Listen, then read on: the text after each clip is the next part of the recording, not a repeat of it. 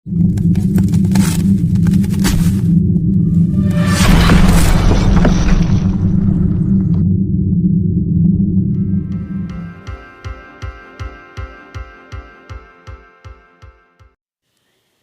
Friends, അസ്സലാമു അലൈക്കും. NF Kannur കിച്ചണിലേക്ക് എല്ലാ കൂട്ടുകാർക്കും വീണ്ടും സ്വാഗതം. ഇന്നത്തെ റെസിപ്പി വളരെ ടേസ്റ്റി ആയിട്ടുള്ളൊരു നത്തോലി വരട്ടിയതാണ്. നമുക്ക് ബ്രേക്ക്ഫാസ്റ്റിൻ്റെ കൂടെയും ചോറിൻ്റെ കൂടെയും ഒക്കെ കഴിക്കാൻ പറ്റിയിട്ടുള്ള നല്ല ടേസ്റ്റി ആയിട്ടുള്ളൊരു നത്തോലി വരട്ടിയതാണിത്. നത്തോലി കുഞ്ഞു മീനാണെങ്കിലും നല്ലൊരു ടേസ്റ്റാണ് അത് കറിയൊക്കെ ഉണ്ടാക്കിയാൽ. അപ്പോൾ പെട്ടെന്ന് തന്നെ നമുക്കിതെങ്ങനെയാണ് ഉണ്ടാക്കുന്നതെന്ന് നോക്കാം. എല്ലാവരും ഒന്ന് ട്രൈ ചെയ്ത് നോക്കുക.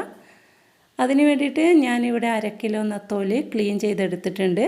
അതിൻ്റെ കൂടെ തന്നെ ആവശ്യമായിട്ടുള്ള തക്കാളി, പച്ചമുളക്, സവാള, ഇഞ്ചി, വെളുത്തുള്ളി ഇതൊക്കെ കട്ട് ചെയ്ത് വെച്ചിട്ടുണ്ട്. ഇനി നമുക്കിത് എങ്ങനെയാണ് ഉണ്ടാക്കുന്നതെന്ന് നോക്കാം. അതിനുവേണ്ടി ഞാനൊരു മൺചട്ടിയാണ് എടുത്തിരിക്കുന്നത്. നമ്മൾ ഫിഷ് കറിയൊക്കെ ഉണ്ടാക്കുന്ന ടൈമിൽ മൺചട്ടി യൂസ് ചെയ്യുകയാണെങ്കിൽ കുറച്ചുകൂടി ടേസ്റ്റി ആയിരിക്കും.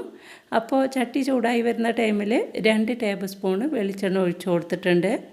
ഇതിലോട്ട് ഒരു 5-6 അല്ലി വെളുത്തുള്ളി ചെറുതായിട്ടൊന്ന് കട്ട് ചെയ്തിട്ട് ഇട്ട് കൊടുക്കാം. കുഞ്ഞു വെളുത്തുള്ളി ആയതുകൊണ്ടാണ് 5-6 എണ്ണം എടുത്തിരിക്കുന്നത്. വലുതാണെങ്കിൽ 2-3 എടുത്താൽ മതി. ഇതിലോട്ട് 1 ടീസ്പൂൺ ഇഞ്ചി ചതച്ചതും 2 പച്ചമുളക് കൂടി ചേർത്ത് കൊടുത്തിട്ടുണ്ട്. ഇനി നന്നായിട്ട് ഇതൊക്കെ ഒന്ന് മൂപ്പിച്ചെടുക്കണം. എല്ലാം കൂടി നന്നായിട്ട് മൂത്ത് വരുന്ന ടൈമിൽ നല്ലൊരു സ്മെല്ലൊക്കെ ഉണ്ടാവും. ആ സമയത്ത് നമുക്കിതിലോട്ട് കട്ട് ചെയ്ത് വെച്ചിരിക്കുന്ന സവാള ഇട്ട് കൊടുക്കാം. ഞാനിപ്പോൾ ഒരു മീഡിയം സൈസിലുള്ള സവാളയാണ് കട്ട് ചെയ്തെടുത്തത്. ഞാൻ കുറച്ച് അളവിൽ മാത്രമേ ഇപ്പോൾ കറി തയ്യാറാക്കുന്നുള്ളൂ. അപ്പോൾ നിങ്ങൾ ഉണ്ടാക്കുന്ന അളവിനനുസരിച്ചിട്ട് തക്കാളി അതുപോലെ സവാളയൊക്കെ കൂട്ടി കൊടുത്താൽ മതി.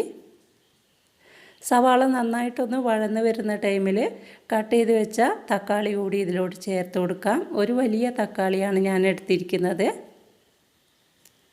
ഇനി എല്ലാം കൂടി നന്നായിട്ടൊന്ന് സോഫ്റ്റായിട്ട് വരണം. തക്കാളിയും സവാളയൊക്കെ നന്നായിട്ട് വഴന്ന് വരണം. അതുവരെ നമുക്കിത് വേവിച്ചെടുക്കണം. ഈ മീൻ നമുക്ക് കട്ട് ചെയ്തെടുക്കാൻ വേണ്ടിയിട്ട് കുറച്ച് പ്രയാസമാണെങ്കിലും ഇത് വെച്ചിട്ട് നമ്മൾ ബിരിയാണി വരെ തയ്യാറാക്കുന്നുണ്ട്. നത്തോലി ബിരിയാണിയുടെ റെസിപ്പി ഞാൻ ഇതിനു മുമ്പ് അപ്ലോഡ് ചെയ്തിട്ടുണ്ട്. ആവശ്യമുള്ളവർക്ക് ലിങ്ക് ഞാൻ ഡിസ്ക്രിപ്ഷനിൽ കൊടുക്കാം. നല്ലൊരു ടേസ്റ്റാണ്. ഞാൻ വെറുതെ പറയല്ല, തീർച്ചയായിട്ടും എല്ലാവരും ട്രൈ ചെയ്ത് നോക്കണം. അപ്പോൾ ഞാനിവിടെ ഈ കറിയിലോട്ട് ഒരു നെല്ലിക്ക വലിപ്പത്തിലുള്ള പുളി വെള്ളത്തിലിട്ട് വെച്ചിട്ടുണ്ട്, കുതിർത്തി വെച്ചിട്ടുണ്ട്. തക്കാളിയും സവാളയൊക്കെ ഏകദേശം നന്നായിട്ട് വഴന്ന് വന്നിട്ടുണ്ട്. ഇനി സ്പൂൺ ഉപയോഗിച്ചിട്ട് ഒന്ന് ഉടച്ചു കൊടുത്തതിന് ശേഷം നമുക്കിതിലോട്ട് ആവശ്യമായിട്ടുള്ള മസാലപ്പൊടികൾ ചേർത്ത് കൊടുക്കണം. ഞാനിവിടെ 1.5 ടേബിൾ സ്പൂൺ മുളക് പൊടിയാണ് ചേർത്ത് കൊടുക്കുന്നത്. അത് നിങ്ങളുടെ എരിവിനനുസരിച്ചിട്ട് ചേർത്ത് കൊടുക്കാം. അതേപോലെ 1 ടേബിൾ സ്പൂൺ മല്ലിപ്പൊടി കൂടി ഞാൻ ഇതിലോട്ട് ചേർക്കുന്നുണ്ട്. സാധാരണ നമ്മൾ നത്തോലി വരട്ടിയതിൽ മല്ലിപ്പൊടി ചേർക്കാറില്ല. പക്ഷെ ഞാൻ എരിവൊക്കെ ബാലൻസ് ചെയ്യാൻ വേണ്ടിയിട്ട് കുറച്ച് ചേർത്തിട്ടുണ്ട്. ഇനി ഒരു 1/4 ടീസ്പൂൺ മഞ്ഞൾപ്പൊടിയും അതുപോലെ 1/4 ടീസ്പൂണ് കടുക് പൊടിച്ചതും 1/4 ടീസ്പൂൺ ഉലുവ പൊടിച്ചത് കൂടി ചേർക്കുന്നുണ്ട്. ഇത് ഓൾറെഡി ഞാൻ വറുത്ത് പൊടിച്ച് വെച്ചതാണ്. അപ്പോൾ ഇതുപോലെ നമ്മൾ പൊടിച്ച് വെക്കുകയാണെങ്കിൽ ഇതുപോലെ ഫിഷ് കറിയൊക്കെ ഉണ്ടാക്കുന്ന ടൈമിൽ നമുക്ക് പെട്ടെന്ന് തന്നെ എടുത്തിട്ട് ഇട്ട് കൊടുക്കാൻ പറ്റും. സാധാരണ നമ്മൾ ഓയിലിട്ടിട്ട് പൊട്ടിച്ചെടുക്കുകയാണ് ചെയ്യുന്നത്. പക്ഷേ നമ്മൾ ഇതുപോലെ വറുത്ത് പൊടിച്ച് വെക്കുകയാണെങ്കിൽ നമുക്ക് പെട്ടെന്ന് തന്നെ കുറേശ്ശെ ഇട്ട് കൊടുത്താൽ മതി. ഉലുവാപ്പൊടി കൂടിപ്പോകരുത്, അപ്പോൾ ഫിഷ് കറിക്ക് കയ്പ്പ് രസം ഉണ്ടാവും.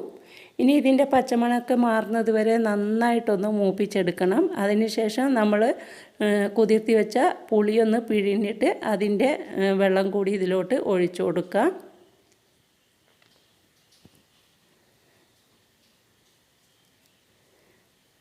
ഇനി എല്ലാം കൂടി നന്നായിട്ടൊന്ന് യോജിപ്പിച്ച് കൊടുത്തതിന് ശേഷം ഇതിലോട്ട് നമ്മൾ ഉപ്പ് ചേർത്തിട്ടില്ല. അപ്പോൾ ആവശ്യത്തിനുള്ള ഉപ്പ് കൂടി ചേർത്ത് കൊടുക്കുന്നുണ്ട്.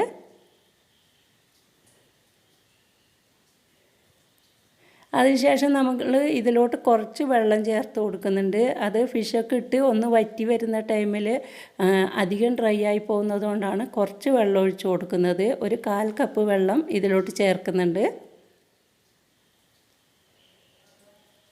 ഇത്രയും ചേർത്താൽ മതി. അധികം ചേർത്താൽ നന്നായിട്ട് ലൂസായി പോവും. ഇനി ഇത് നന്നായിട്ടൊന്ന് തിളച്ച് വരണം. തിളച്ചതിന് ശേഷം മാത്രമേ നമ്മൾ ഇതിലോട്ട് ഫിഷ് ചേർക്കുന്നുള്ളൂ. കാരണം കുഞ്ഞു മീനാണല്ലോ, അതുകൊണ്ട് തന്നെ ഒന്ന് തിളക്കുമ്പോൾ തന്നെ കുക്കായി കിട്ടും. അപ്പോൾ ഇതൊക്കെ നന്നായിട്ടൊന്ന് തിളച്ച് കുറുകി വരുന്ന ടൈമിൽ നമുക്കിതിലോട്ട് ഫിഷ് ഇട്ട് കൊടുക്കാം. ഇതിപ്പോൾ നന്നായിട്ട് തിളച്ച് തുടങ്ങിയിട്ടുണ്ട്. ഒരു 2 മിനിറ്റോളം തിളച്ചിട്ട് കുറച്ചൊന്ന് ഡ്രൈ ആയിട്ടുണ്ട്.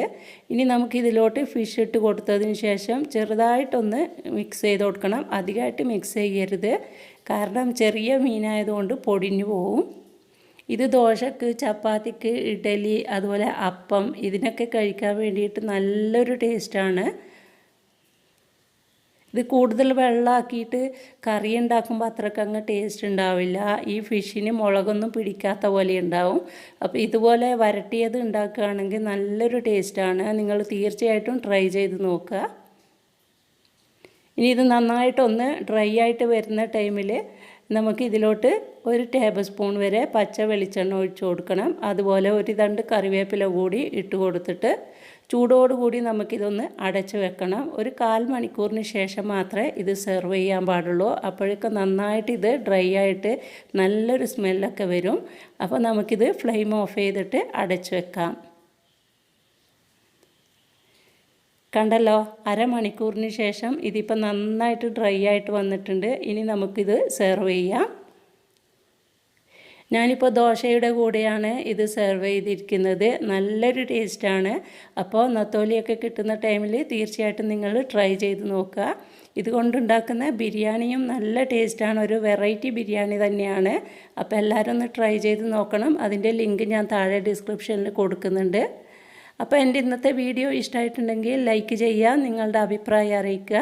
അതുപോലെ കൂട്ടുകാർക്കും ഫാമിലി ഗ്രൂപ്പിലേക്കും ഒന്ന് ഷെയർ ചെയ്ത് കൊടുക്കുക. ചാനൽ ആദ്യമായിട്ട് കാണുന്നവരാണെങ്കിൽ സബ്സ്ക്രൈബ് ചെയ്ത് തുടർന്ന് ഞാൻ ചെയ്യുന്ന വീഡിയോസിൻ്റെ നോട്ടിഫിക്കേഷൻ കിട്ടാൻ വേണ്ടിയിട്ട് ബെൽ ബട്ടൺ കൂടി ഇനേബിൾ ചെയ്ത് വെച്ചേക്കണം. ഇൻഷാ അല്ലാഹ് നല്ലൊരു വീഡിയോയുമായിട്ട് നമുക്ക് വീണ്ടും കാണാം. അതുവരെ എല്ലാവരും സേഫായിട്ടിരിക്കുക, ഹാപ്പി ആയിട്ടിരിക്കുക. എല്ലാവർക്കും നല്ലത് മാത്രം വരട്ടെ എന്ന പ്രാർത്ഥനയോടെ അസ്സലാമു അലൈക്കും. Thank you.